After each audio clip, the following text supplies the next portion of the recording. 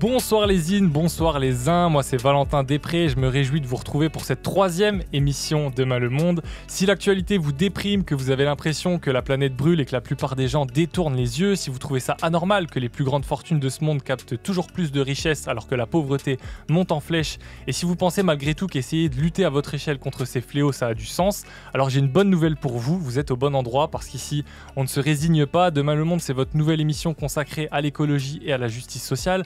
On va essayer de refaire le monde ensemble et pourquoi pas d'en inventer un qui ne surexploite ni la planète ni les gens. Et pour accomplir cette lourde tâche, que dis-je, cette tâche tentaculaire, je serai accompagné de mon acolyte, ma partner in crime, la talentueuse journaliste Louisa Benchaban. Louisa, comment ça va aujourd'hui? Hello Val, ça va et toi? Ça va, très bien. En pleine forme. Et aujourd'hui, pour refaire le monde avec nous, on a le privilège d'être avec le guerrier écologique le plus insaisissable, le militant leader des quartiers populaires, la fierté des nôtres, comme disait ROH de Zef, Ferris Barkat. Comment ça va, Ferris? Ça va très bien. T'es ok avec cette présentation? Non. Alors pour te présenter un petit peu mieux à celles et ceux qui nous écoutent et qui peut-être te connaissent pas encore, ça fait à peu près 2 ans qu'on te connaît. Ton nom a commencé à émerger à partir du moment où tu as parlé d'écologie, de climat sur les réseaux sociaux. Très vite, tu as staté, tu as tapé le million comme on dit dans le milieu. Et fort de ce succès, tu as fondé ta propre association, Banlieue Climat, qui vise à sensibiliser à l'écologie dans les quartiers populaires, mais surtout à en faire des acteurs de la transition à part entière. Le mantra, en fait, c'est pour nous, par nous, on est d'accord? C'est exactement ça. Et ensuite, tout s'est emballé, quoi. T'as été reçu à l'Élysée, t'as été invité à des réunions avec des ministres, t'as tapé un foot avec Hollande, bref, le parcours est dingue. D'ailleurs, vous venez tout juste d'inaugurer votre école, c'est complètement fou, on va en parler évidemment. Mais d'abord, voilà, on a eu un été assez compliqué politiquement. D'ailleurs, la situation, elle est toujours extrêmement complexe, problématique. Il y a aussi tout le contexte international qui est hyper difficile, tout ce qui se passe à Gaza, on en parlera peut-être tout à l'heure. Mais en même temps, toi, tu engranges des succès, tu vois, les choses bougent autour de toi, de ton équipe.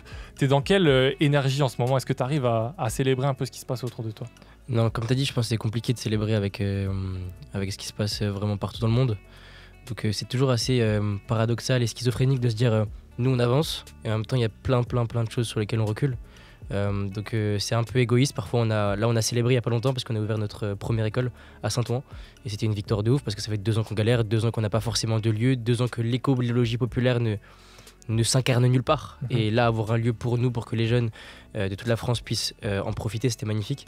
Et en même temps il y a toujours ce truc de se dire est-ce qu'on avance, mais si la Terre elle recule, tu vois, c'est compliqué quoi. Ouais, dur de garder le cap. C'est ça. Et l'émission Ferris s'appelle Demain le Monde. Qu'est-ce que ça t'évoque ces 3 mots?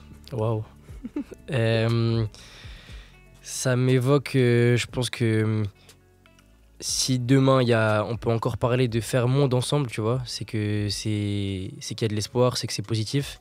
Et en même temps, nous, tu sais, on réfléchit beaucoup en termes de disparition. C'est-à-dire que nous, on se dit que demain, on aura réussi si on a disparu. Parce qu'aujourd'hui, on existe parce qu'il y a un problème. Et que la vraie victoire, c'est de disparaître, c'est pas d'être là à parler d'écologie. Quand tu dis nous, c'est Banlieue Climat, quoi. Exactement, quand je dis nous, c'est toute l'organisation. On se dit toujours que si en 2030, 40, on a fait notre travail, ben en fait, on n'existe plus. Je pense que malheureusement, on sera encore là, mais qu'il y a aussi une perspective à avoir, que tout ça, c'est pas à romantiser, c'est pas juste c'est cool, on s'engage, c'est bien.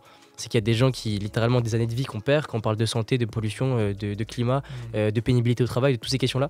Et donc, en fait, il ne faut pas être dans une forme de sur-scénarisation, sur-romantisation du réel, parce qu'en réalité, c'est compliqué, quoi. Bah, Ferris, c'est un peu bizarre de dire ça, mais on vous souhaite de disparaître, du coup. Nous, en tout cas, dans cette émission, on a envie de donner de la force aux jeunes comme toi, comme nous, qui n'ont pas envie de se résigner face aux inégalités sociales, au péril climatique. Mais avant toute chose, il faut qu'on évacue un peu nos émotions contraires, nos hypes, nos sums, et on commence tout de suite avec toi, Louisa. Et moi, j'ai trop le seum depuis que je suis né. Allez, c'est le moment, vide ton sac. Qu'est-ce qui t'a foutu le seum ces derniers temps? Moi, ce qui m'a énervé, c'est les jets privés qui deviennent les persos principaux des téléréalités de célébrités. Moi, cette année, ça m'est arrivé de regarder, par exemple, les Kardashians ou Georgina sur Netflix, quelques épisodes ici et là. Et en fait, les jets sont omniprésents dans ces séries. Je l'avais pas remarqué autant avant, mais là, c'est flagrant. Et c'est simple, à chaque fois qu'on change de lieu pendant l'épisode, on a un plan de l'une ou de l'autre dans son jet privé. Elle le présente même comme un outil nécessaire pour réussir dans leur taf d'influenceuse / femme d'affaires. T'as Kim par exemple qui explique qu'elle ne pouvait pas rater le défilé de sa pote Victoria Beckham à la Fashion Week de Paris. Donc elle prend son jet et elle fait un aller-retour Paris-New York dans la journée, tranquille, comme si elle prenait le bus. Pareil pour Georgina qui fait un Madrid-Italie pour un shooting photo. Alors, comme ça, on dirait que je découvre un peu que les ultra riches voyagent en jet, mais en fait, je le sais bien évidemment, mais ce qui m'agace déjà, c'est qu'ils ne se cachent même plus pour le faire. Aujourd'hui, on sait à quel point c'est polluant, même si c'est pas simple de le mesurer. Le jet privé, il y a une étude qui dit que pour 500 km, un vol en jet privé est jusqu'à 14 fois plus émetteur en CO2 qu'un avion de ligne classique. Il y a aussi l'ONG européenne Transport et Environnement qui a sorti que 1% des personnes sont à l'origine de 50% des émissions mondiales de l'aviation. C'est totalement disproportionné. D'ailleurs, Kim Kardashian est dans le top des personnalités qui utilisent le plus leur jet privé. Il y a aussi, par exemple, Jay-Z. Un sacré top en tout cas. Et c'est vrai qu'il y a un gros problème avec l'imaginaire que ces restas nourrissent en fait. Bah oui, parce que voir les jets au centre d'émissions de pop culture comme ça montre à quel point le jet est toujours un symbole de réussite. Et il y a aussi tout le train de vie qui va derrière. Il n'y a pas que le jet, il y a aussi les grosses voitures, les grosses maisons. Enfin, tout ce que vous pouvez imaginer. Il y a aussi la question de l'acceptabilité des efforts que moi je me suis posée. C'est vrai que quand on nous demande aujourd'hui de prendre moins l'avion, ou même nous quand on le dit, c'est sûr qu'il faut le faire. Mais derrière, quand tu vois des big rostas comme ça ne pas du tout changer leur habitude, tu te dis finalement, est-ce que nous aussi on doit le faire ou pas ? Bon, spoiler, oui. Ouais. Mais voilà. Toi, Ferry, justement, comment tu gères ? Est-ce que tu as déjà été confronté à des jeunes qui te mettent devant les yeux ce paradoxe ? Nous, on n'a pas vraiment des jeunes qui prennent pas le jet privé encore pour le moment. Donc évidemment, mais quand tu vois justement des personnes qui sont dégoûtées de ce genre de comportement. Mais justement, ça rejoint un concept sur la proportionnelle, c'est-à-dire que les efforts doivent être proportionnels aux efforts. Aux moyens, pardon. Et donc, plus t'es riche, plus t'as les moyens de consommer, plus ça doit être proportionnel. Donc, ça rejoint aussi l'idée des gilets jaunes. Quand ils commencent à aller dans la rue, parce qu'en fait, on a fait un truc universel à tout le monde avec la même taxe. Ça n'a pas de sens. Et je pense qu'il faut commencer à ajuster en fonction des consommations de chaque personne et en même temps, essayer de sortir d'une vision trop individualiste. C'est-à-dire que ces gens-là, c'est très triste. Ils ont, je pense, une vision du monde. C'est matrixant en fait. Ouais. Je te dis en fait la réussite, la gloire, elle va passer par ça. Et au bout d'un moment, est-ce qu'on peut en vouloir à des gens d'être bousillés si la société elle-même continue à les bousiller ? C'est-à-dire que comment on peut être parfait dans un monde qui est imparfait ? Comment on peut se dire, ok, moi ma réussite elle va passer par autre chose, alors que en fait les influenceurs et tout ce qu'on voit matin, midi, soir, c'est ce modèle de réussite. Donc là, ça rejoint un aspect plus culturel sur qu'est-ce qu'on veut proposer comme modèle de société. Et je pense que ça, il faut mettre la responsabilité sur les responsables, c'est-à-dire le système. Le système qui peut te culpabiliser parce que tu as pris ta voiture et en même temps, il n'y a pas de ligne de train. Depuis 1940, on fait que supprimer des lignes de train. Et donc on me dit, ouais frérot, tu pourrais arrêter de prendre ta voiture. Mais poto, depuis 1940, il y a de moins en moins de lignes de train. C'est normal que la seule option qui reste, c'est ça. Et ensuite, pour ceux qui ont le choix, ils vont aussi prendre la voiture parce que culturellement, ils sont matrixés par leur truc de il faut que je sois solo de mon truc, machin, et que c'est... Et puis après, il y a aussi tout un fantasme autour de ça. Donc je pense que responsabiliser davantage le collectif, ça permet d'essayer de sortir de ce prisme individuel, parce que même toi tout seul, tout seul, là, je viens à move en jet, y a pas de problème. Hein. C'est juste que t'es fatigué par ça, quoi. Il y a un truc culturel à changer, on en parlera évidemment pendant cette émission. Moi, je voulais mettre un petit peu de soleil dans ce début d'émission, parce que j'ai plutôt été hypé récemment.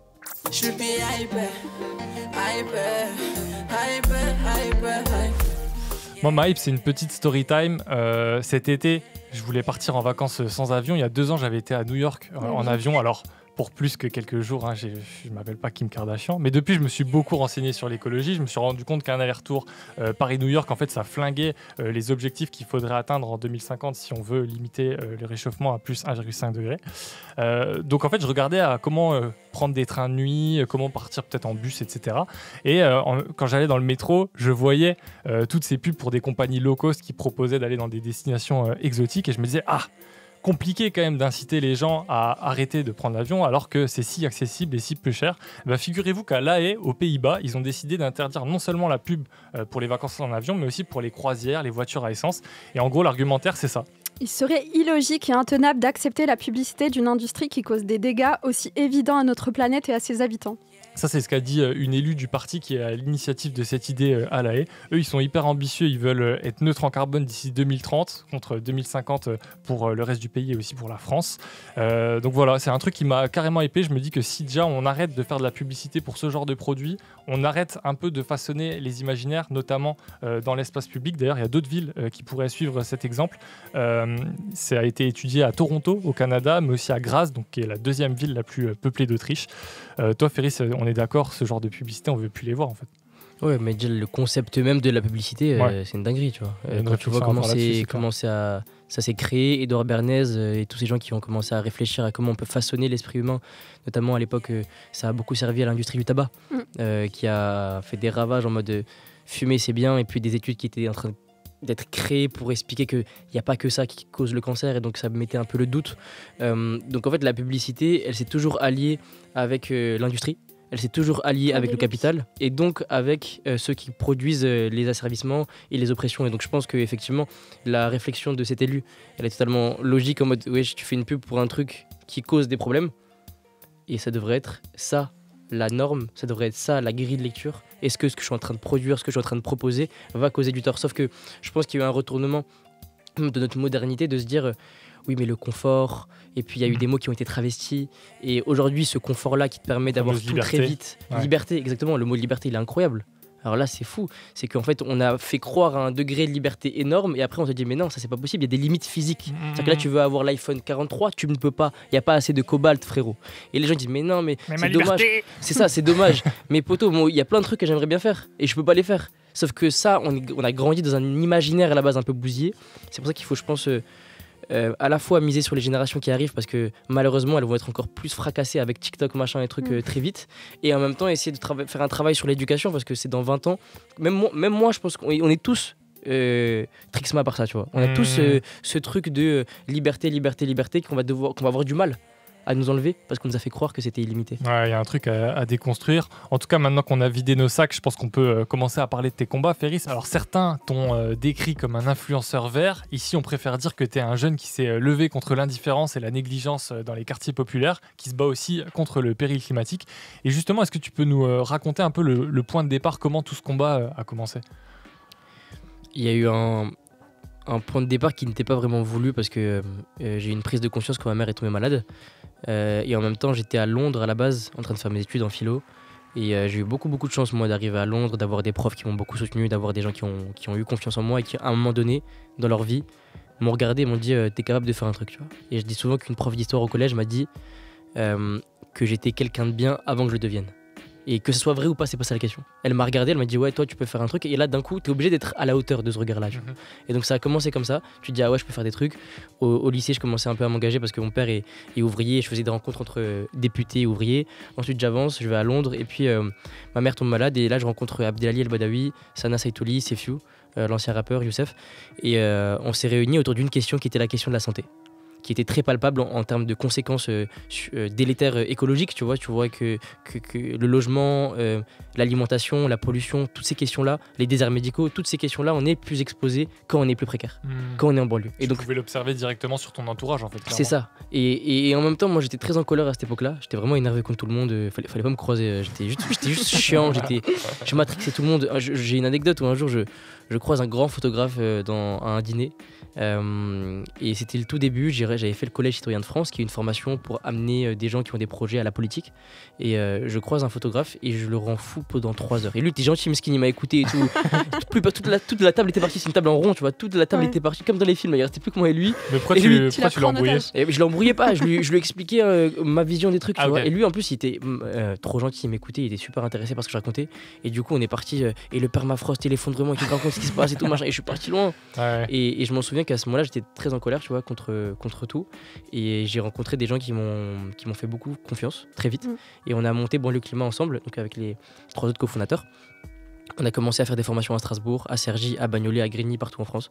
Et c'est comme ça que c'est parti un mouvement où on s'est dit en fait l'écologie ça nous concerne, c'est d'abord nous, on est d'abord les plus exposés. Et ensuite, demain, quand il y aura des opportunités qui vont se créer sur cette thématique, on va être à nouveau exclus. Donc il faut se mettre sur le truc, et puis ça devient un prétexte pour l'émancipation, pour donner confiance aux jeunes, pour se dire en fait toi, Aymen, t'as pas le bac, on s'en bat les couilles. Tu viens et on va aller former des ministres. On va aller former des députés. Toi, Bader, t'as envie d'aller au Parlement européen? Allez, c'est parti. En fait, plein de jeunes, et même moi, personnellement, je me dis que c'était impossible de vivre tout ça, et on l'a vécu à travers un prétexte qui était l'écologie, même si on essaie d'être très rigoureux et exigeant sur le fond des thématiques. Ouais. C'est ça, et c'est vrai que le dérèglement climatique, ça peut être hyper abstrait quand t'es pas forcément initié. Toi, ta force, c'est que tu parles de trucs très concrets, tu viens de le dire. Tu dis notamment, on habite dans des tours à proximité d'usines, d'autoroutes, donc on respire un air pollué, et il faut qu'on se lève contre ça. C'est très axé sur la santé directement, et donc très concret, en fait, tout part de la santé de tes proches et des tiens. Oui, c'est ça, en fait, d'un coup, tu rends le truc très palpable. Quand tu vas face aux gens, il faut avoir un truc très concret et palpable, et en l'occurrence, la question de la santé. Directement, tu peux faire un lien avec tes proches, tu peux faire un lien avec le diabète, tu peux faire un lien avec même tes origines. C'est-à-dire que nous, après, on élargit la question des sécheresses, de l'eau. On est parti au Maroc avec un groupe de jeunes et on a allé étudier le rapport à l'eau dans ces pays-là. Et donc, en fait, tu crées comme ça des connexions qui vont commencer à rendre concret et palpable l'écologie, là où tu viens avec des mots, des termes un peu compliqués, et les ours polaires, mesquines pour eux. Ok, c'est bien, mais venez, on commence à essayer d'être concret. Et après, on peut bien évidemment théoriser et élargir. Mais c'est une question d'étape. Et je pense que ce qui a fonctionné, c'est qu'à la fois, il y a une identification qui s'est faite à nous. Et en même temps, le propos était assez concret. Et ça fait que tu te rends compte que tu arrives à 8h du matin à Cergy. Déjà, tu regardes en mode il veut quoi lui? Et à la fin, ils veulent devenir formateurs et monter une école et partir à droite, à gauche. Et ils sont motivés, quoi. Ouais, c'est fort. En tout cas, on salue ça ici dans Demain le Monde. C'est par la diversité des gens qui se pencheront sur le problème qu'on aura de la justesse et de la justice aussi dans les solutions. Et tout ça, ça passe aussi par l'action politique. Malheureusement, le gouvernement en place, il est plutôt calé immigration et économie qu'amélioration et écologie. Ça, c'est placé. Donc, on va pas compter sur lui. On va plutôt te proposer, Ferris, de constituer ton propre gouvernement.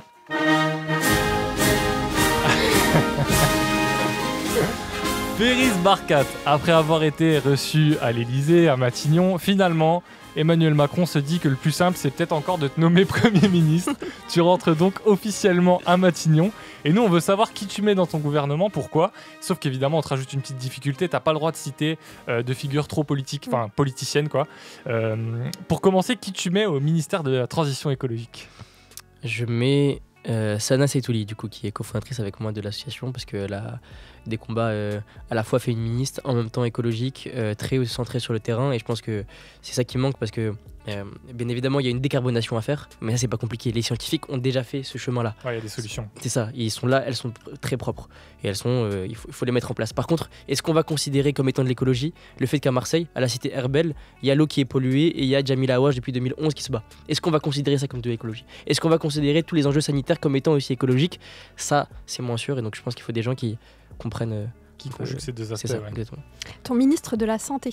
Abdi Ali El Badawi, qui a fait donc Évidemment. banlieue climat et banlieue santé aussi avec moi, et qui justement a une approche aussi très terrain avec les patients, et qui va réussir à expliquer que par exemple sur la question de l'orthopédie, la question juste de visuel aussi, des Shibani qui n'ont pas de lunettes, qui parfois voient mal jusqu'à je sais pas quel âge, parce qu'ils n'ont pas forcément les réflexes d'aller chez le médecin généraliste, etc. Et donc toutes ces questions-là, il faut réussir à les inclure pour élargir la question de la santé, et aussi la question de la santé mentale, qui est un vrai sujet et un tabou parfois dans nos communautés. Et ça serait quoi les 3 chantiers prioritaires de tout ce nouveau gouvernement?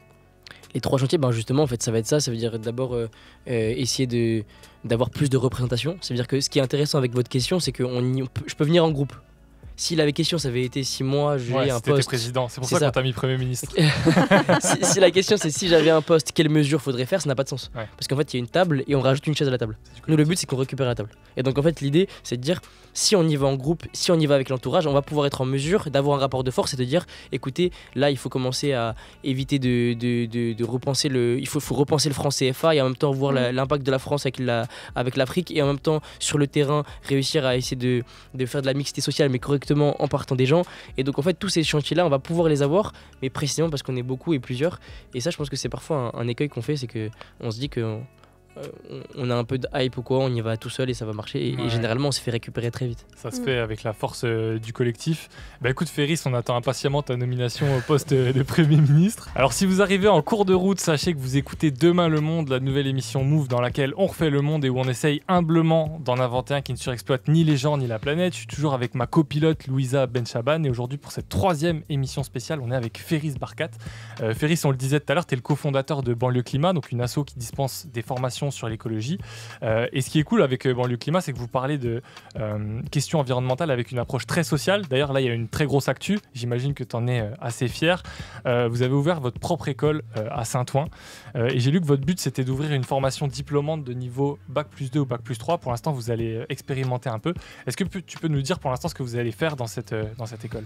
Ouais, déjà, on est très, très contents parce que c'était l'aboutissement de 2 ans de travail, 2 ans où on n'avait pas forcément de lieu où aller, 2 ans où on a pu incarner maintenant l'écologie dans un espace. Et c'était très important pour nous parce que déjà, tu n'ouvres pas une école. Tu ouvres un compte en banque, à la rigueur. Tu ouvres une épicerie, tu ouvres ce que tu veux. Tu ouvres une canette. Ouais, c'est ça, mais tu n'ouvres pas une école. Jamais. Et donc en fait, quand on commence à faire tout ça et qu'on se dit ça serait bien qu'on ait une école, c'est fou comment très vite on commence à y croire. Au début, j'y croyais pas. Et très vite, on se dit, il n'y a rien qui est impossible. Et ce truc-là de ramener du monde, d'avoir un lieu et de ramener qui on veut. Tous les jeunes qu'on a formés, de les avoir dans un lieu et pouvoir s'incarner quelque part et se voir, se rencontrer, c'est très important pour nous. Et là, ce qu'on va commencer à faire, c'est d'abord des formations. Là, lundi, très, très prochainement, il y aura... C'est la rentrée. C'est la rentrée. Et pas mal de jeunes vont venir de Montpellier, de Marseille, de Strasbourg, de la Verrière aussi en Ile-de-France, de pas mal d'endroits pour essayer de passer 5-6 jours avec nous et développer la formation davantage en profondeur, avec des intervenants qui vont arriver. Donc pour le moment, on fait nos expérimentations là-dessus. On va essayer d'avoir des ateliers aussi, culture, sport, cuisine. Donc on va essayer de faire vivre le lieu au maximum. Et je pense que c'est important parce qu'il y a un truc d'émancipation à travers l'éducation que malheureusement l'école traditionnelle ne fait plus. On sait qu'il y a, si on parle de l'université, il y a 31% d'enfants de cadre sup à l'université. Je ne parle pas des prépas ou de je ne sais pas quelle école de commerce. Université, 31 d'enfants de cadre sup, 11% d'enfants d'ouvriers. Donc est-ce qu'ils sont 3 fois moins intelligents, les enfants d'ouvriers? Non, c'est bien qu'il y a un souci en termes de formation. Moins de chance. Il y a un système de reproduction sociale que Bourdieu a déjà décrit depuis longtemps mais qui n'a rien changé et qui ne bouge pas. Et donc en fait on est dans une situation où il faut essayer de casser ça et là nous on essaie d'avoir une école un peu qui répare quoi. Et Ferris, entre toi et nous, il y a un point commun, c'est qu'on essaie de s'adresser à des jeunes qui ne sont pas forcément intéressés par la question climatique au départ, ou alors qui n'ont pas été sensibilisés là-dessus. Comment vous faites avec Banlieue Climat pour convaincre, intéresser, impliquer les jeunes à qui vous parlez? Nous, on a 3 moyens. Là, comme ça, j'en verrai 3, mais je pense qu'il y en a plus. Mais il y a, à mon sens, pour faire une adhésion à une cause aussi abstraite et monopolisée par les bourgeois que l'écologie, il faut réussir à faire plein de choses. D'abord, il y a l'identification. C'est-à-dire que tu vois, il y a moi, Sefiu, des jeunes, d'autres jeunes qui sont devenus formateurs aussi, qui viennent devant toi. Directement, tu t'identifies. Ah ouais, pas mal. Tu me ressembles un peu, c'est parti. Deuxième aspect, la coercition. Alors là, parfois, ça peut être moralement doutable, mais quand tu arrives à Cergy un matin et que les jeunes pensent qu'il y a un tournoi de foot, ils sont un peu déçus. Ils sont déçus. Mais après, au début, tu sais, on n'était pas connus, il fallait commencer à leur mytho un peu pour qu'ils viennent. Donc la coercition, c'est pas mal. Et puis le troisième aspect, je pense que c'est le troisième le plus important et que je pense que tous les mouvements sociaux devraient commencer à réfléchir à ça, c'est comment tu crées de l'adhésion sur la forme et pas sur le fond. Le fond, c'est intéressant. Mais parfois, il y a des barrières à l'entrée. Alors que quand tu fais la forme, tu dis en fait, on va faire Saint-Ouen-Marseille à vélo. On va pas parler de mobilité tout de suite, on va pas dire ouais, c'est intéressant, le vélo et tout machin. Et puis dans les quartiers, il y a une culture, le vélo, c'est pas vraiment ça. Et puis en fait, il y a des femmes qui sont excisées. Comment on fait pour retravailler la question du vélo avec elles? Non. D'abord, on dit, on va faire Saint-Ouen, Vieux-Port, à vélo, on va s'amuser, ça va être hella, les gars. Et ensuite, tu peux rentrer dans le sujet sur la forme. Quand j'ai fait l'opération au Palais de Tokyo et qu'on a fait les fractions en mars dernier, parce qu'ils m'ont proposé d'être dans le conseil d'administration. Et ben à ce moment-là, c'était pas venez, on commence à travailler la question de la culture, la distinction de Bourdieu. En fait, en réalité, c'est accaparé par des bourgeois. Et en fait, ça renvoie une image sociale et du monde social qui n'est pas dépeint par nous-mêmes. Et donc, c'est problématique. Et qui est-ce qui est dans les gouvernances des musées? Non. D'abord, venez, on fait une effraction. On rentre à 10, cagoulé, on fait le sga dans le musée. C'est ce qui s'est passé. Et ensuite, on a eu toute la soirée parce que le musée était privatisé et on a pu avoir une exposition du magnifique Mohamed Bourouissa qui nous a fait le tour de son expo. Et à ce moment-là, on a pu commencer à creuser les questions et à découvrir un autre milieu. Donc en fait, il y a ce truc d'abord on fait l'adhésion sur la forme et ensuite le fond on verra. Et je pense que c'est ça un peu qu'on essaie de faire. Il y a un truc que tu dis souvent, c'est que ce que vous êtes en train de créer, c'est du rapport de force.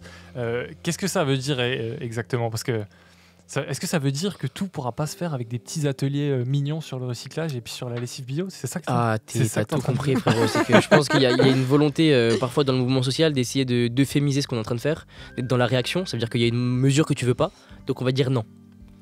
Et si le gouvernant, l'État accepte ton non, tu vas le prendre pour une victoire. Mais c'est pas ça la victoire. La victoire, c'est que les choses, elles avancent. Sauf qu'aujourd'hui, on est dans la réaction. Le mouvement est dans la réaction, on va manifester, faire des grèves, des pétitions. Et c'est des moyens d'expression qui sont déjà préétablis par le système.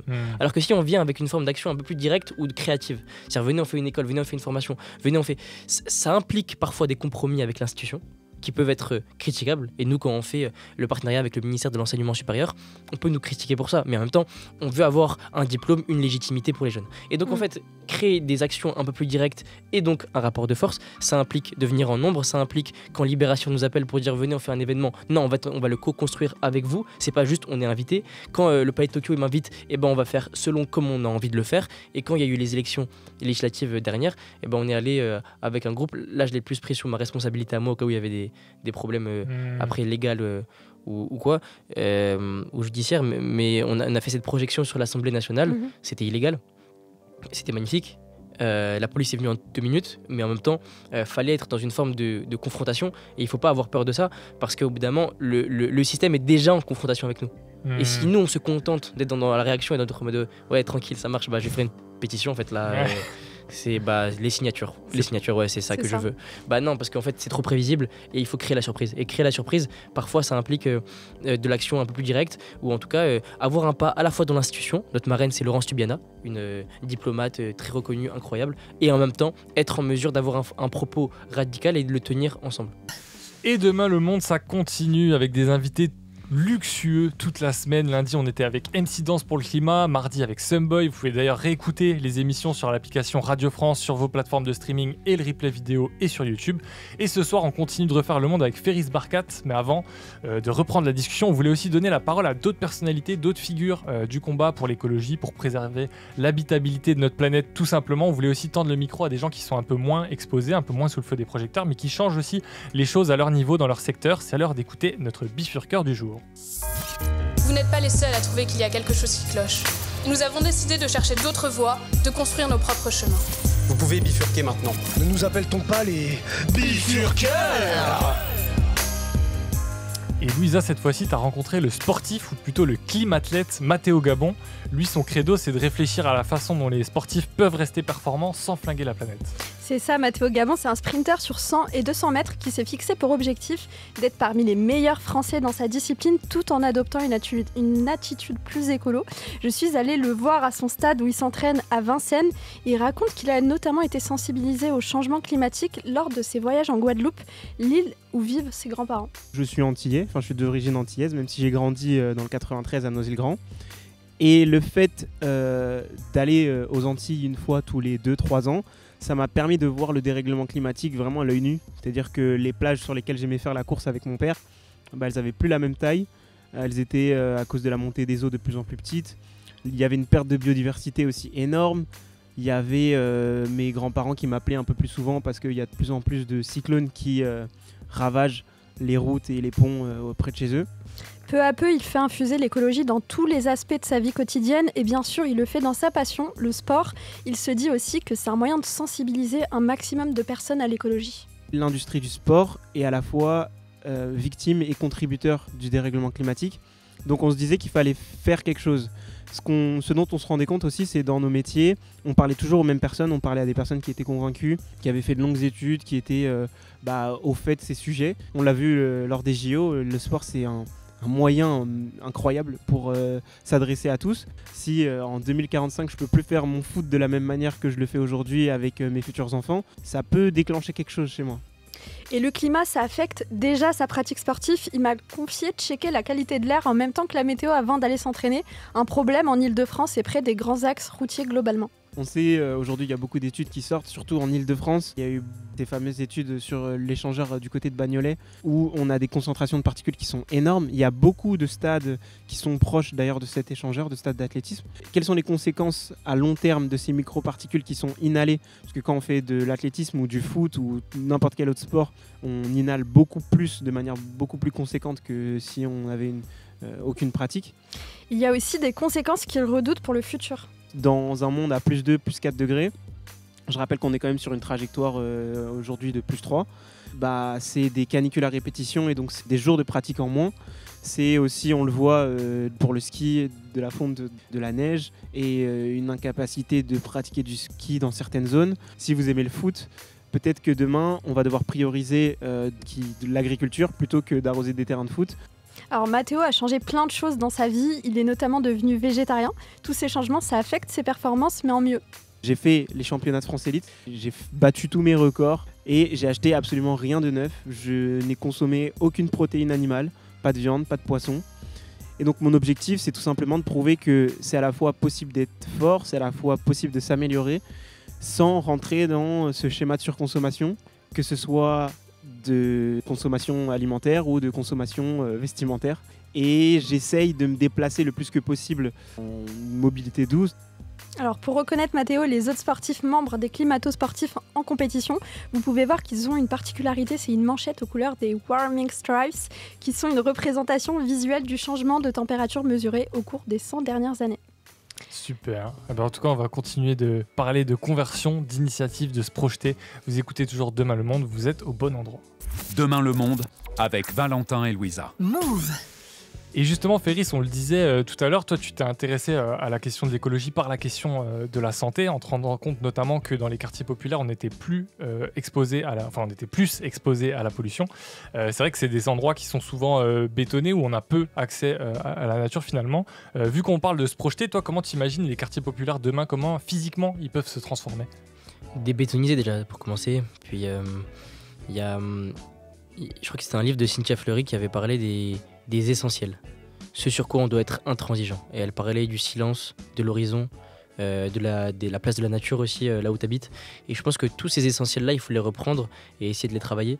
J'ai du mal quand même à imaginer, parce que c'est quand même des architectures qui sont particulièrement antinomiques avec beaucoup de bien-être. Ouais.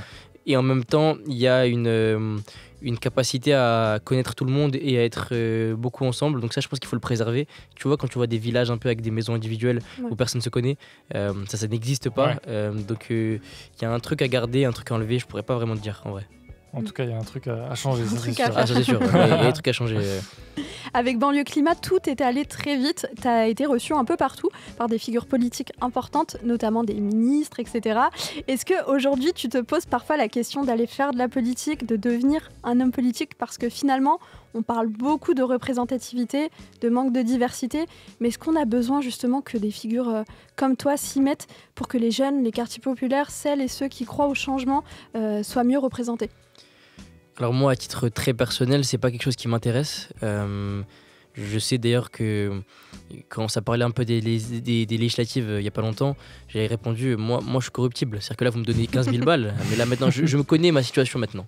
Ouais. Vous me donnez 15 000 balles à côté, Fillon, Sarkozy, c'est rien. Moi je vais embaucher mon daron tout de suite, il y a pas de... Donc au moins c'est dit. Je pense que c'est pas quelque chose qui est bon pour moi tout de suite. Par contre, comme je disais avant, si on arrive à y aller en groupe, si on arrive à monter un mouvement qui fait en sorte que du coup on n'y va pas avec un ou deux députés à l'Assemblée, mais on est un groupe issu des quartiers, issu de l'immigration de manière générale, et on peut avoir des gens qui défendent ces questions-là, oui, mais je pense que il y a un phénomène de récupération des partis politiques qui est assez néfaste, parce que du coup tu es obligé de fonctionner selon leur fonctionnement à eux, selon leur envie de garder des postes et d'une vision politique très carriériste.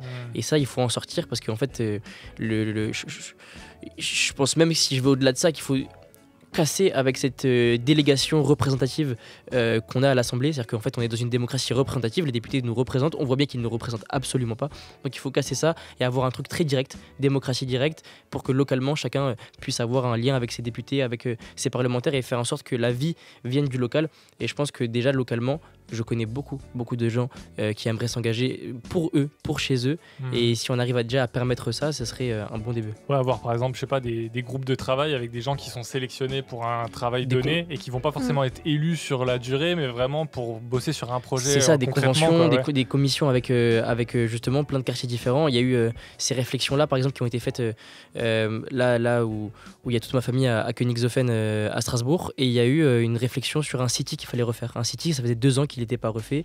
Il y avait des discussions qui étaient faites, et en fait, il y a eu des discussions qui ont été menées, mais sans les habitants. Et au moment où il fallait réfléchir à où est-ce qu'on allouait le budget, ils l'ont alloué à un projet qui n'avait rien à voir. Mais poto, il y a un city, ça fait 1 an, on est là en train de demander. Donc en fait, ils ont dû avoir je sais pas combien de projets pour quelque chose que les gens ne demandaient pas, et parce qu'ils n'étaient pas en capacité aussi de mobiliser et d'appeler. Et pourquoi ? Parce que ces gens-là, ils sont pas les intermédiaires, c'est pas les éducateurs, c'est pas eux qui sont sur le terrain. Donc ils savent pas à qui parler, à qui demander. Et donc je pense que oui, la démocratie et la politique, ça peut repasser d'abord par donner le pouvoir à ces gens-là. Ouais.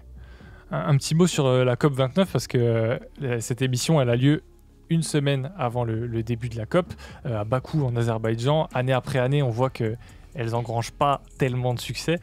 Toi, est-ce que tu en attends quelque chose ? Est-ce que tu as l'impression qu'il y a des choses qui peuvent bouger avec cette nouvelle COP ? Il faut savoir que les COP, quand on vote, il faut que de manière unanime, les partis, les gouvernements se mettent d'accord. Donc ça n'arrivera pas d'ici demain. Donc ça sert pas à grand chose, si ce n'est à faire parler du sujet. Nous, je voulais le rappeler, on va participer à la COP 30 à Belém l'année prochaine avec un groupe de jeunes et on a pour ambition de faire une contre-COP. C'est-à-dire qu'on va aller sur le terrain, on va voir que ça sert à rien et ensuite on va partir voir les gens qui font des trucs. C'est ça veut déjà dire écrit. Ouais, c'est déjà écrit. On va être en mode bon bah voilà, on savait, vous servez pas à grand chose à part venir en On a costard et en vérifié, mais jet. c'est bon. D'ailleurs, je pense que c'est eux aussi qui viennent beaucoup en jet. Il faudrait N'est-ce pas, ouais. les questionner et ensuite aller voir par exemple là-bas il y a des manières, des pratiques de vivre, notamment en Amazonie, le peuple des Waorani qui sont fascinants. C'est le peuple avec la meilleure santé du monde. Là-bas, ils n'ont pas de traces de diabète, de cancer, de trucs. Donc là-bas, comment on peut s'inspirer de comment ils vivent? Pas juste pour dire en fait vous devez faire ça, mais nous on va s'inspirer de vous parce que l'Occident, elle est majoritairement responsable. On sait qui sont les pollueurs, on sait qui pose problème. Donc au bout d'un, il ne faut pas juste poser 40 000 questions. Soit on a envie de les taxer, soit on n'a pas envie de les taxer, soit on a envie de réguler, soit on n'a pas envie de réguler. Et c'est avec des morceaux de ce calibre qu'on donne envie de soulever des montagnes. Aujourd'hui, on refait le monde avec le fondateur de Banlieue Climat, Ferris Barquette. Ferris Barquette, toi, pardon. Waouh. Tu as été renommé. Je m'en vais de suite. Je suis désolé. Et avec toi, Ferris, on avait envie de discuter un peu culture. Comment est-ce qu'elle peut nous donner envie de bouger? Comment est-ce qu'elle peut nous aider à réinventer un autre monde qui n'est pas basé sur l'exploitation des gens, de la nature, plutôt sur la cohésion, le partage. Et d'ailleurs, ici, on binge-watch pas, on green-watch. On essaie de s'inspirer pour demain. Louisa, qu'est-ce que tu as green-watché ces derniers temps? Alors moi, c'est d'un jeu vidéo dont je voulais vous parler. Déjà, est-ce que vous jouez un petit peu aux jeux vidéo ou pas? Un peu FIFA, tout ça. Ah, c'est peu, Ok. moi aussi. Minecraft, beaucoup. Bon, c'est Je déjà comprends. bien. On a un petit peu un intérêt en commun. Elle est déçue de ouf. Elle a trop Non mais énervé. ça va. Mais moi du coup je vais vous parler de Terranil. C'est vrai qu'il y a de plus en plus de jeux écolos. Et Terranil c'est celui que j'ai choisi aujourd'hui. C'est le jeu où ta mission c'est de restaurer le climat, la faune et la flore d'un territoire à partir de ressources ultra limitées. Quand tu commences, t'arrives sur une map qui est absolument vide. Et pour amener de la vie dessus, il va falloir que tu achètes des bâtiments. Donc les bâtiments ça peut être par exemple des éoliennes pour fournir de l'électricité, une pompe à eau pour remplir les cours des rivières ou encore un hydroponium qui permet de créer des zones humides comme des marécages par exemple. Et au fil du jeu, tu as des nouveaux bâtiments que tu débloques, mais il faut être hyper stratégique car tu peux pas mettre partout des bâtiments et surtout il faut faire attention parce que l'éolienne, il faut absolument qu'elle soit à côté de la pompe à eau parce qu'il faut qu'elle alimente. Donc c'est vraiment un jeu de C'est stratégie, précis. c'est ça. C'est un peu stratégique mais c'est très zen en même temps. C'est aussi pour ça que je le recommande. Il y a un côté très satisfaisant. Plus tu mets de plantes, plus tu as d'animaux qui apparaissent et les animaux améliorent ton terrain et du coup il y a encore plus de plantes derrière. Bref, c'est un cercle vertueux et en avançant tu découvres que l'écosystème se suffit à lui-même et donc que tes machines elles deviennent totalement inutiles à la fin. D'ailleurs ta mission c'est de les retirer et de les recycler pour laisser des paysages entièrement vierges et toi de disparaître finalement. Et donc le but ici, c'est de laisser la nature s'autogérer et ce jeu il illustre très bien le principe de l'ensauvagement, du réensauvagement, que plein de militants écologistes défendent. En gros, c'est laisser la nature s'autogérer parce qu'elle n'a pas besoin des hommes pour le faire. Tu l'apprends très bien à travers Terranil. Le jeu est dispo sur PC, Mac et même sur smartphone. Et si vous voulez trouver des jeux écolos, d'autres jeux écolos, je vous recommande le compte Insta YAA-YFM qui en déniche plein et qui fait plein d'analyses autour des jeux vidéo. La reco est passée. Ça t'a donné envie de faire une partie, Ferris? Mais carrément, Allez, c'est après parti. l'émission. À tenter. Et moi, il n'y a pas longtemps, j'ai voulu m'intéresser à un homme politique que j'avais souvent entendu dans des textes de rap. J'avais entendu son blast dans Vinyle de Nekfeu et Alpha One, Je veux devenir un homme en or comme Sankara. dans Noir Désir de Youssoupha, Récupérez vos Voltaire et vos Guevara. Mon histoire est écrite par Franz Fanon et par Sankara. mais aussi dans Joski de Kalash Criminel. Lumumba et Sankara sont morts pour l'avancement du continent. Alors je me suis dit, tiens, Thomas Sankara, allons regarder un peu qui était ce monsieur. Et je suis tombé sur un documentaire en 2 parties du Média Brut sur sa vie et son parcours dans la politique. Et en fait, j'ai capté pourquoi les rappeurs, ils étaient si fiers de se comparer à lui. L'histoire de Thomas Sankara, elle est hyper motivante parce qu'elle montre comment un jeune homme de 30 ans, révolutionnaire, a motivé toute une jeunesse au Burkina Faso et dont on peut encore s'inspirer aujourd'hui, y compris en Europe et en Occident, quoi. Qu'est-ce qu'il a fait de si marquant Sankara? En fait, il était clairement en avance sur à peu près tout. Aujourd'hui, on parle d'écologie en 2024, mais lui, dans les années 80 déjà, alors qu'aucun politique ne parlait de ça, il se rendait compte que son pays était trop dépendant des importations. Il voulait renforcer l'agriculture, l'économie locale, et puis il se rendait aussi compte que le désert avançait, que les problèmes de sécheresse s'aggravaient. Donc il avait mis en place des mesures ambitieuses pour arrêter de couper massivement du bois.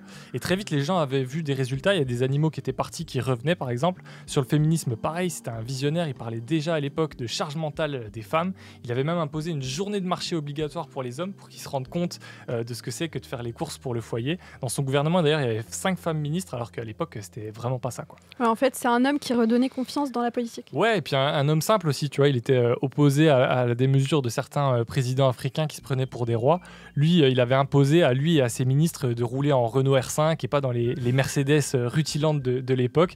Donc voilà, bref, allez voir ce documentaire en 2 parties sur la chaîne YouTube de Brut, il vaut vraiment le détour. Toi, Ferris, Thomas Sankara, est-ce que c'est une figure politique que tu connais, qui t'inspire aussi? Ouais, bien sûr. L'Europe a servi tout un continent. Et ça, il faut le rappeler, ça a été chiffré en 2015 par un chercheur qui s'appelle Jason Hickel, qui a montré que l'échange inégal entre l'Europe et l'Afrique est démentiel. Ça veut dire que le drainage économique vis-à-vis de l'Afrique, mais c'est une folie. Ça veut dire que quand tu regardes les matériaux, les capitaux, les heures de travail qui sont beaucoup moins payées. Donc bien sûr qu'en RDC, tu vas prendre des gens parce qu'il y a des mines de cobalt, mais pas que pour ça. Parce qu'en fait, à la journée, les gens ils vont prendre beaucoup moins et donc du coup, tu vas pouvoir vendre ton iPhone. Et après, ouais, Steve Jobs, c'est un crack, hein, Steve Jobs. Mais oui, c'est un crack, mais c'est parce qu'il y a un continent derrière. Et donc je pense qu'il y a ce truc de désimpérialisme de l'Europe qu'il a beaucoup porté et qui était très très fort parce que malheureusement parfois il y a des dirigeants qui n'ont pas cette mentale-là même en Afrique. Et c'est pour ça qu'on vous conseille de greenwatcher ce doc sur Thomas Sankara et de jouer à Terre à Nil. Demain le monde, avec Valentin et Louisa. Et si on vous raconte tout ça, c'est parce qu'ici, dans Demain le monde, on est persuadé que la culture, elle peut et elle doit nous aider à inventer demain, à inventer un monde qui ne surexploite ni les gens ni la planète. Et justement, Ferry, c'est cool que tu sois là parce que dans Banlieue Climat, il y a Save You. Pour les plus jeunes qui n'auraient pas la ref, Save You, c'est notamment... Oh, je me présente, Molotov, undercover, le micro chauffe. Et voilà, il fait partie des cofondateurs de Banlieue Climat. C'est vrai que peu de gens, je pense, connaissent cet intérêt de Save You pour les questions climatiques. Est-ce que tu peux nous en parler? Comment vous avez bossé ensemble? Comment vous avez connecté? Bien sûr. Tout a été fait par Abdelali, le fil vert entre tout le monde. Et quand je l'ai rencontré très vite, il y a eu cette relation de grand frère. Et au-delà de ça, il y a eu cette vision qu'il a sur l'écologie. Parce qu'en fait, c'est assez fascinant. Lui, quand il a commencé à être au top de sa carrière, c'est à ce moment-là où il a un peu arrêté. Et avoir des artistes qui véritablement posent la question de l'art et de la culture en tant que tel, pas en tant qu'objet commercial, pas en tant que moyen de s'en sortir, mais vraiment en tant que mission. Lui, quand il fait des textes, quand il part quelque part, il est en mission. Il le dit, il est en mission, il est là pour il sait à qui il parle, il sait les messages qu'il doit faire passer. Et c'est au-delà de sa propre personne, je pense que ça contribue à une vision qu'il faut qu'on commence à tous à avoir, qui est la culture pour elle-même, ça y est. C'est-à-dire qu'il y a une forme d'esthétisation de tout qui dit en fait l'art et la culture a le droit d'être juste là pour elle-même, de faire danser. Tu fais de la musique, écoutez, moi je suis pas un rappeur engagé. Ça veut dire quoi, t'es pas un rappeur engagé? Soit tu dis des trucs, soit tu dis rien, et en disant rien, t'es complice d'un système qui ne fait rien. Et à partir du moment où tu fais rien, t'es aussi complice et t'es politique, tout est politique. Et donc il y a une forme de méta qui s'est mis en place où t'as le droit de ne rien dire et que la culture pour la culture a le droit d'exister. Bourdieu parlait de ça sur les musées. Il disait, même si un gouvernement révolutionnaire arrive, il est possible qu'il s'arrête à la porte des musées. Il va tout brûler, hein. Mais les musées, on va se dire, non, on touche pas. Mais pourquoi la culture a ce droit supplémentaire? Non, je pense que, vu l'état du monde, il y avait Gilles Deleuze qui disait, il parlait de la honte d'être un homme. Et je pense que c'est ça qui doit animer les artistes. Quand tu vois tout ce qui existe, et à partir du moment où tu décides d'être dans une forme de production, de rajouter quelque chose au monde, il faut prendre en compte éthiquement, en termes de responsabilité, ce qui est en train de se passer. À part si tu te revendiques pas comme un artiste, t'es là, tu fais ton commerce et tout, y a pas de problème, je suis pas là pour culpabiliser qui que ce soit, mais l'éthique qu'il faut s'imposer à soi-même, et que Save You s'est imposé aussi beaucoup à lui-même, et que ces grands artistes se sont imposés à eux-mêmes, c'est de se dire, en fait j'ai une responsabilité vis-à-vis du monde, et donc je vais pas parler à sa place, mais voilà, après sa carrière, il a eu beaucoup d'engagement, notamment avec nous, et on en est très fiers. Et d'ailleurs, c'est vrai que tu joues, t'en as parlé tout à l'heure, un rôle hyper important maintenant au sein de l'institution parisienne qui est le Palais de Tokyo, à Paris, un lieu consacré à l'art moderne et contemporain. Avec cette place, quelle influence tu peux avoir sur leur programmation? En fait, c'est dans une réflexion un peu comme vous, demain le monde, c'est-à-dire demain pour les générations qui arrivent, qu'est-ce qu'on peut mettre en place comme exposition, comme projet, avec les financements qu'on va récolter maintenant. Et nous, ce qui était très important, c'était cette place symbolique qu'aujourd'hui j'incarne, mais qui peut être incarnée par n'importe qui. C'est pas une question de personne, c'est une question dans la gouvernance des musées, comment on fait pour que ça change. Et en réalité, ça rejoint l'idée de sortir un peu des musées. On avait fait, avant d'être nommé, J'avais fait dans un quartier à Strasbourg, à l'Elzo, une exposition. On avait ramené plein de tableaux, on les avait mis dans des coffres de voitures. Ok. Et c'était magnifique. On a fait ça en 3 jours. Il y a eu peut-être 200 enfants qui sont passés regarder l'expo. C'était ouf. Et on s'est dit, en fait, il y a une telle ségrégation avec la culture. L'art, c'est pas, il y a une inégalité d'accès à l'art. L'art en elle-même est une inégalité. L'art, c'est une inégalité de base. C'est-à-dire qu'en fait, parce qu'on a esthétisé le truc en mode certains le comprennent, d'autres non. Et donc en fait, il faut être éduqué pour comprendre. C'est quand même fascinant. C'est assez gratuit et les gens n'y vont pas. Enfin, c'est toujours les mêmes qui y vont. Donc ça veut dire bien qu'il y a un problème dans la production même de l'art et dans les institutions qui les produisent. Et donc les musées en l'occurrence sont centrales. C'est eux qui façonnent et qui disent un peu ce qui est beau et ce qui est pas beau, ce qui est tendance et ce qui est pas tendance. Et donc réussir à intégrer ce genre d'instances, c'est très important pour nous. Et en l'occurrence, ça s'est fait avec moi. Le Palais, on va faire d'autres projets ensemble. Et je pense qu'il y a d'autres musées qu'on essaie de raccrocher parce que la culture, parfois, on s'est dit, vas-y, il n'y a que le rap. Il n'y a que le rap pour nous et c'est ce qui est le plus simple, le plus accessible. Alors qu'en fait, peut-être qu'on a des peintres, peut-être qu'on a de l'art contemporain, peut-être qu'on a des sculpteurs, parce qu'il y a plein de trucs à faire. Et ça, il faut réussir à le démocratiser aussi.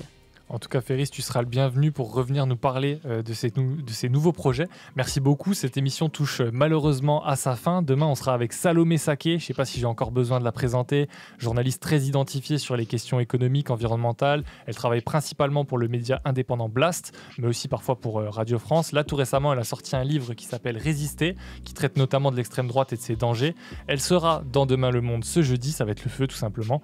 En tout cas, vous l'aurez compris, Demain le Monde, c'est l'émission où on refait le monde, où on s'autorise à en refaire un qui ne surexploite ni la planète ni les hommes. Merci beaucoup Ferris d'avoir été là aujourd'hui, c'était un vrai plaisir. Je rappelle que vous pouvez retrouver cette émission et toutes les autres en replay sur l'application Radio France, sur les plateformes de streaming. Merci à Félix à la technique et Jeanne à la vidéo. Demain on se retrouve même heure, même lieu avec Salomé Saké. D'ici là, prenez soin de vous. Et ne baissez jamais les bras. Ciao, ciao, ciao. Salut. Merci beaucoup.